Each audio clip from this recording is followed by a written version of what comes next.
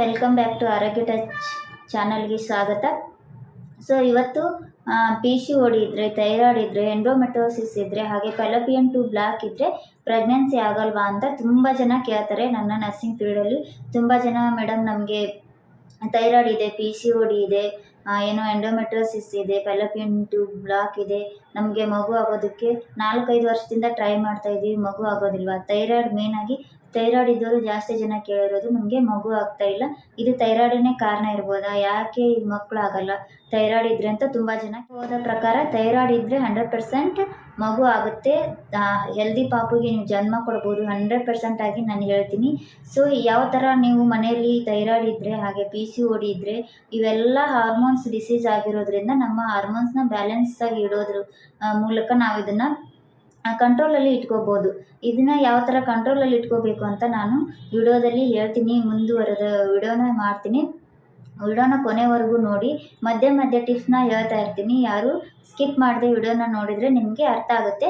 Thyroid ಇದ್ದರೆ 100% ಮಕ್ಕಳಾಗುತ್ತೆ, ಅದು ಯಾವ ಥರ ಅಂತ ನಾನು ಪೂರ್ತಿಯಾಗಿ ವಿಡಿಯೋದಲ್ಲಿ ಹೇಳ್ತಾ ಬರ್ತೀನಿ. ನೀವು ವಿಡಿಯೋನ ಸ್ಕಿಪ್ ಮಾಡಬೇಡಿ, ಹಾಗೆ ನನ್ನ ಚಾನಲ್ನ ಸಬ್ಸ್ಕ್ರೈಬ್ ಮಾಡ್ಕೊಳ್ಳಿ. ಇದೇ ಥರನಾಗಿ ಏನಂತಂದರೆ ಹಾರ್ಮೋನ್ಸ್ ಇಂಬ್ಯಾಲೆನ್ಸ್ನ ನಮ್ಮದು ಥೈರಾಯ್ಡ್ ಇದ್ದವರಿಗೆ ಇವಾಗ 6.2 7.2 ಈ ಥರ ಥೈರಾಯ್ಡ್ ಇದ್ದವರಿಗೆ ಹಾರ್ಮೋನ್ ಇಂಬ್ಯಾಲೆನ್ಸ್ ಆಗ್ತಾ ಬರುತ್ತೆ. ಹಾರ್ಮೋನ್ ಇಂಬ್ಯಾಲೆನ್ಸ್ ಆದರೆ ಏನಾಗುತ್ತೆ, ನಮಗೆ ಪೀರಿಯಡು 2 ತಿಂಗಳಿಗೆ ಒಂದ್ಸರಿ 3 ತಿಂಗಳಿಗೆ ಒಂದ್ಸರಿ ಬರೋಕ್ಕೆ ಸ್ಟಾರ್ಟ್ ಆಗುತ್ತೆ. ಪೀರಿಯಡ್ 2 ತಿಂಗಳು 3 ತಿಂಗಳು ಬರೋಕ್ಕೆ ಸ್ಟಾರ್ಟ್ ಆಯಿತು ಅಂದರೆ ನಮ್ಮದು ಓವ್ಯುಲೇಷನ್ ಆಗೋದಿಲ್ಲ. ಸೊ ಓವ್ಯುಲೇಷನ್ ಆಗೋದೇ ಇಲ್ಲ ಅಂದಮೇಲೆ ಪ್ರೆಗ್ನೆನ್ಸಿಗೆ ಕಷ್ಟ ಆಗುತ್ತೆ. ನಾವು ಇದನ್ನು ಯಾವ ಥರ ಮನೆಯಲ್ಲಿ ಕಂಟ್ರೋಲ್ ಮಾಡ್ಕೋಬೇಕು, ಮತ್ತು ಡಾಕ್ಟ್ರು ಕೊಡುವಂಥ ಟ್ಯಾಬ್ಲೆಟ್ಸ್ನ ನಾವು ಸ್ಕಿಪ್ನ ಮಾಡಬಾರ್ದು, ಮನೆಯಲ್ಲಿನೇ ಕಂಟ್ರೋಲ್ ಕೂಡ ಮಾಡ್ಕೋಬೋದು. ಕೆಲವೊಂದಿಷ್ಟು ಹೋಮ್ ರೆಮಿಡೀಸ್ನ ಹೇಳ್ತೀನಿ, ಇದನ್ನು ನೀವು ಯೂಸ್ ಮಾಡಿಕೊಂಡು ಕಂಟ್ರೋಲ್ ಮಾಡಿಕೊಂಡು 100% ಪ್ರೆಗ್ನೆಂಟ್ ಆಗುತ್ತೆ. ಅದಕ್ಕಿಂತ ಮೊದಲು ಈಗ ನಮ್ಮ ಜನ್ರೇಷನಲ್ಲಿ ಏನಾಗ್ಬಿಟ್ಟಿದೆ ಅಂದರೆ, 1 ವರ್ಷಕ್ಕೇ ಮಗು ಬೇಕು ಅಂತ ಈ ಪೇರೆಂಟ್ಸ್ ಎಲ್ಲ ಆಸೆ ಪಡೋಕ್ಕೆ ಸ್ಟಾರ್ಟ್ ಮಾಡಿಬಿಡ್ತಾರೆ. ಯಾವ ಥರ ಅಂತಂದರೆ, ಮದುವೆಗೆ ಇನ್ನೂ 1 ವರ್ಷನೂ ಆಗಿರೋದಿಲ್ಲ, ಏನೂ ಗುಡ್ ನ್ಯೂಸ್ ಇಲ್ವಾ ಅಂತ ಕೇಳೋಕ್ಕೆ ಸ್ಟಾರ್ಟ್ ಮಾಡಿಬಿಡ್ತಾರೆ. ಇದೇ ನಿಮಗೆ ಸ್ಟ್ರೆಸ್ ಟೆನ್ಷನ್ ಕೊಡೋದೇ ಮೇಯ್ನಾಗಿ ಬಂದ್ಬಿಟ್ಟು ಅಲ್ಲಿಂದ ಸ್ಟಾರ್ಟ್ ಆಗುತ್ತೆ ನಿಮಗೆ ಅಯ್ಯೋ ಇವರು ಏನು ಹೇಳ್ತಿದ್ದಾರೆ, ಇನ್ನೂ 1 ವರ್ಷನೂ ಆಗಿಲ್ಲ ಮದುವೆ ಆಗಿ ಮಗು ಬೇಕು ಅಂತ ಹೇಳ್ತಿದ್ದಾರೆ ಅಂತ ನೀವು ಟೆನ್ಷನ್ ತೊಗೊಂಡು, ಈ ಟೆನ್ಷನ್ನಿಂದನೇ ನಮ್ಮ ಹಾರ್ಮೋನ್ ಇಂಬ್ಯಾಲೆನ್ಸ್ ಆಗ್ತಾ ಬರುತ್ತೆ. ಸೊ ಯಾವುದೇ ಕಾರಣಕ್ಕೂ ನೀವು ಟೆನ್ಷನ್ ಮಾಡ್ಕೋಬೇಡಿ, ದೇವ್ರು ಕೊಡುವಾಗ ಕೊಟ್ಟೇ ಕೊಡ್ತಾನೆ. ಹಾಗೆ ನಿಮ್ಮ ಪ್ರಯತ್ನನೂ ನೀವು ಮಾಡಿ. 1-2 ವರ್ಷ ಆದರೆ ಇದು ಏನು ನಿಮಗೆ ಜಾಸ್ತಿ ದಿನ ಹೋಗೋದಿಲ್ಲ. 30 ವರ್ಷದ ಮೇಲ್ಗಡೆ ಇರೋರು ಸ್ವಲ್ಪ ಇದನ್ನು ಮೇನಾಗಿ ನೀವು ನೋಡ್ಕೋಬೇಕಾಗುತ್ತೆ. ಅದರೊಳಗೆ ಇರೋರು ನಾರ್ಮಲಾಗಿ ನಿಮಗೆ ಮಗು ಆಗೇ ಆಗುತ್ತೆ, ಯಾರು ಭಯ ಪಡಬೇಕು. ಏನು ಮಾಡಬೇಕಂತ ಹೇಳ್ತೀನಿ ನೋಡಿ. ಮೊದಲನೇದಾಗಿ ನೀವು ಡೈಲಿ ರೂಟೀನ್ನ ಯಾವ ಥರ ಇಟ್ಕೋಬೇಕು ಅಂತ ಹೇಳ್ತೀನಿ. ಮಾರ್ನಿಂಗಿಂದ ನೈಟ್ವರೆಗೂ ನೀವು ಈ ನಾನು ಹೇಳೋ ಥರ ನೀವು ಡೈಲಿ ರೂಟೀನ್ ಅಭ್ಯಾಸ ಮಾಡಿಕೊಂಡ್ರೆ 100% ನಿಮಗೆ thyroid, P C O D, endometriosis, fibroids, ಹಾಗೆ ಫೆಲೋಪಿಯನ್ ಟ್ಯೂಬ್ ಇದ್ರೂ ಸಹಿತ ನಾವು ಇದನ್ನು ಫೆಲೋಪಿಯನ್ ಟ್ಯೂಬು ಬ್ಲಾಕೇಜ್ ಇದೆ ಅಂತ ಹೇಳ್ತಾರಲ್ಲ, ಇವನ್ನೆಲ್ಲ ನಾವು ಮನೇಲೇ ಕಂಟ್ರೋಲ್ ಮಾಡ್ಕೋಬೋದು.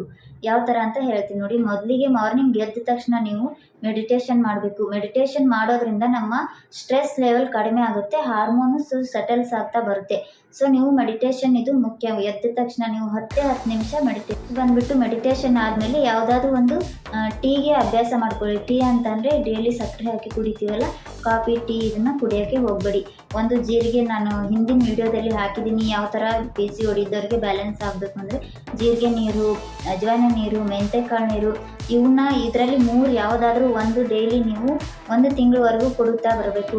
ಅಂದರೆ ನೆಕ್ಸ್ಟ್ ಬ್ರೇಕ್ಫಾಸ್ಟಿಗೆ ಏನು ಮಾಡಬೇಕು ಅಂತಂದರೆ, ಇದು ನೀವು ನೀರು ಕುಡಿಯೋದ್ರಷ್ಟೊತ್ತಿಗೆ 9 ಗಂಟೆ 10 ಗಂಟೆ ಆಗಿಬಿಡುತ್ತೆ.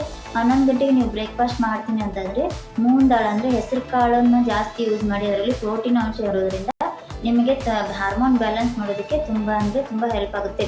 ಸೊ ಮೂಂಗ್ ದಾಲ್ ದೋಸೆ ಬರುತ್ತೆ, ಆ ಥರ ದೋಸೆ ಹಾಕ್ಕೊಳ್ಳಿ. ಮತ್ತು ಊಟದಲ್ಲಿ ಒಂದು ಡೈಲಿ ಎಗ್ನ ತಿಂತಾ ಬನ್ನಿ, ಅದರಲ್ಲೂ ಪ್ರೋಟೀನ್ ಇರುತ್ತೆ. ನೆಕ್ಸ್ಟ್ ಏನಂತಂದರೆ ಮೆಂತ್ಯ ಸೊಪ್ಪು ಮತ್ತು ಸೌತೆಕಾಯಿ, ಗಜ್ಜರಿ, ಬೀಟ್ರೂಟು, ಈ ಥರ ತರಕಾರಿ ಡೈಲಿ ಒಂದು ತರಕಾರಿ ಪಲ್ಯನ ತಿಂತಾ ಬರಬೇಕು. ಹಾಗೆ ಅದರ ಜೊತೆಗೆ ಕಾಳು ಪಲ್ಯನ ತಿನ್ನಿ, ಇದು ಹೆಲ್ತ್ಗೆ ಹೆವಿ ನಮಗೆ ಪ್ರೋಟೀನ್ಸ್ ಬೇಕಾಗಿರೋದ್ರಿಂದ ಕಾಳಲ್ಲಿನೂ ಕೂಡ ಪ್ರೋಟೀನ್ಸ್ ಇರುತ್ತೆ. ಇದರಲ್ಲಿ ನುಗ್ಗೆ ಸೊಪ್ಪು ಜಾಸ್ತಿ B12 ಇರೋದ್ರಿಂದ ನುಗ್ಗೆ ಸೊಪ್ಪನ್ನ ನೀವು ಜಾಸ್ತಿ ಯೂಸ್ ಮಾಡ್ಕೊತಾ ಬನ್ನಿ. ಇದರಲ್ಲಿ ಮತ್ತು ವಿಟಮಿನ್ ಎ ಇರೋದ್ರಿಂದ ವಿಟಮಿನ್ ಎ, ಇ, ಸೊಪ್ಪುಗಳಲ್ಲಿ ಜಾಸ್ತಿ ಹೇರಳವಾಗಿ ಫೈಬರ್ಸ್ ಕೂಡ ಇರುತ್ತೆ. ಇದನ್ನು ನೀವು ಯೂಸ್ ಮಾಡಿಕೊಂಡು ಊಟದಲ್ಲಿ ಒಂದು ಸೊಪ್ಪಿನ ಪಲ್ಯ ಆದರೂ ಇರಬೇಕು, ಇಲ್ಲ ಕಾಳು ಪಲ್ಯ ಆದರೂ ಇರಬೇಕು. ಇದನ್ನು ನೀವು ಮಧ್ಯಾಹ್ನ ಊಟಕ್ಕೆ ಮಾರ್ನಿಂಗ್ ಸ್ನ್ಯಾಕ್ಸ್ಗೆ ಏನು ತಿನ್ನಬೇಕು, ಚೀಕ್ಸು ಮತ್ತು ಈಗ ಇದೇನು ಗೋಬಿ, ಪಾನಿಪುರಿ ಮತ್ತು ಏನಾದರೂ ಹೊರಗಿಂದ ಜ್ಯೂಸ್ ಕುಡಿತೀನಿ ಅಂತಂದರೆ ಇವನ್ನೆಲ್ಲ ಅವಾಯ್ಡ್ ಮಾಡಿ ಮನೆಯಲ್ಲೇ ಹೆಲ್ದಿಯಾಗಿರ್ತಕ್ಕಂಥ ಸ್ನ್ಯಾಕ್ಸ್ನ ನೀವು ಮಾಡ್ಕೊಂಡು ತಿನ್ಬೋದು. ಹೆಲ್ದಿಯಾಗಿ ಯಾವ ಥರ ಅಂತಂದರೆ ಈ ಬಾಳೆಕಾಯಿ ಚಿಪ್ಸ್ ಬರುತ್ತಲ್ಲ, ಅದು ಹೆಲ್ದಿಯಾಗಿರುತ್ತೆ. ಆ ಥರ ನೀವು ಯಾವುದಾದ್ರೂ ಸ್ನ್ಯಾಕ್ಸ್ನ ತಿನ್ಬೋದು. ಸೊ ಈಗ ಇಂಟರ್ವಲ್ ನೈಟ್ ಊಟಕ್ಕೆ ಮತ್ತು ಈ ಸ್ನ್ಯಾಕ್ಸಿಗೂ ಸ್ವಲ್ಪ ಡಿಫ್ರೆನ್ಸ್ ಇರಬೇಕು. ತುಂಬ ಜಾಸ್ತಿ ತಿಂದು ಆರೋಗ್ಯ ಹಾಳು ಮಾಡ್ಕೊಳಕ್ಕೆ ಹೋಗ್ಬೇಡಿ. ಇಂಟರ್ವಲ್ ಆಗಿರಬೇಕು, ಅಂದರೆ ಮಧ್ಯೆ ಟೈಮ್ ಇರಬೇಕು ಊಟಕ್ಕೆ. ಮೇನಾಗಿ ಇನ್ನೊಂದು ಮರ್ತ್ಬಿಟ್ಟೆ, ಏನಂತಂದರೆ ಎಕ್ಸಸೈಸು. ನೀವು PCOD, ಥೈರಾಯ್ಡು, ಏನು ಹಾರ್ಮೋನ್ ಇಂಬ್ಯಾಲೆನ್ಸ್ ಡಿಸೀಸ್ನ ಹೇಳಿದ್ನಲ್ಲ, ಇದಕ್ಕೆ ಮೇನಾಗಿ ಎಕ್ಸಸೈಸ್ ಮಾಡಬೇಕು. ನಿಮಗೆ ನೆಕ್ಸ್ಟ್ ವಿಡಿಯೋದಲ್ಲಿ ಯಾವ ಎಕ್ಸಸೈಸ್ ಮಾಡಿದರೆ ಯಾವ ಡಿಸೀಸ್ನ ನಾವು ಕಂಟ್ರೋಲ್ ಮಾಡ್ಕೋಬೇಕಂತ ನೆಕ್ಸ್ಟ್ ವಿಡಿಯೋ ಮಾಡಿ ಹಾಕ್ತೀನಿ. ಇದು ವಿಡಿಯೋ ಲಾಂಗ್ ಆಗಿರೋದ್ರಿಂದ ವಿಡಿಯೋ ಮಾಡೋಕ್ಕೆ ತುಂಬ ಲಾಂಗ್ ಆಗಿಬಿಡುತ್ತೆ. ಸೊ ನೆಕ್ಸ್ಟ್ ವಿಡಿಯೋ ನಿಮಗೆ ಮಾಡಿ ಹಾಕ್ತೀನಿ. ಬೇಕು ಅಂತಂದರೆ ಕಮೆಂಟಲ್ಲಿ ತಿಳಿಸಿ.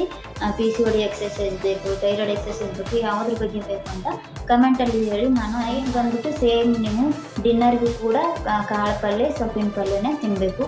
ಹಾಗೆ ಮಲ್ಕೊಳ್ಳುವಾಗ ಏನು ಮಾಡಬೇಕು ಅಂತ ಹೇಳ್ತೀನಿ ನೋಡಿ. ಇದು ತುಂಬ ಜನಕ್ಕೆ ಹೆಲ್ಪ್ ಆಗಿದೆ. ಏನು ಮಲ್ಕೊಳ್ಳೋವಾಗ ನಿಮಗೆ ನಿದ್ದೆ ಬರಲ್ಲ, ಯಾಕಂದರೆ ಸ್ಟ್ರೆಸ್ಸಿಂದ ಅಯ್ಯೋ ನನಗೆ ಮಗು ಆಗ್ತಿಲ್ಲ ಅಂದರೆ ನೀವು ತುಂಬ ಸ್ಟ್ರೆಸ್ಸಲ್ಲಿ ಇರ್ತೀರ. ಸೊ ಹಾಗಾಗಿ ಸ್ಟ್ರೆಸ್ನ ರೆಡ್ಯೂಸ್ ಮಾಡೋದಕ್ಕೆ ನೈಟ್ ಮಲ್ಕೊಳ್ಳುವಾಗ ನೀವೇನು ಮಾಡಬೇಕು ಅಂತಂದರೆ, ಒಂದು ಗ್ಲಾಸ್ ಹಾಲು ತೊಗೊಳ್ಳಿ, ಅದಕ್ಕೆ ಸ್ವಲ್ಪ ಒಂದು ಚಿಟಿಕೆಯಷ್ಟು ಅರಿಶಿನ ಹಾಕ್ಕೊಂಡು ನೀವು ಕುಡಿದು ಮಲ್ಕೊಳ್ಳೋಕ್ಕಿಂತ ಬಿಫೋರ್ 1 hour ನೀವು ಕುಡಿದು ಮಲ್ಕೊಂಡ್ರಿ ಅಂತಂದರೆ ತುಂಬ ಚೆನ್ನಾಗಿ ನಿದ್ದೆ ಬರುತ್ತೆ. ಹಾಗೆ ಅರಿಶಿಣದಲ್ಲಿ ಆ್ಯಂಟಿಬ್ಯಾಕ್ಟೀರಿಯಲ್ ಒಂದು ಗುಣ ಇರೋದ್ರಿಂದ ಇದು ನಮಗೆ PCOD ಹಾಗೆ ಥೈರಾಯ್ಡ್ನ ಕ್ಯೂರ್ ಮಾಡಬಹುದು.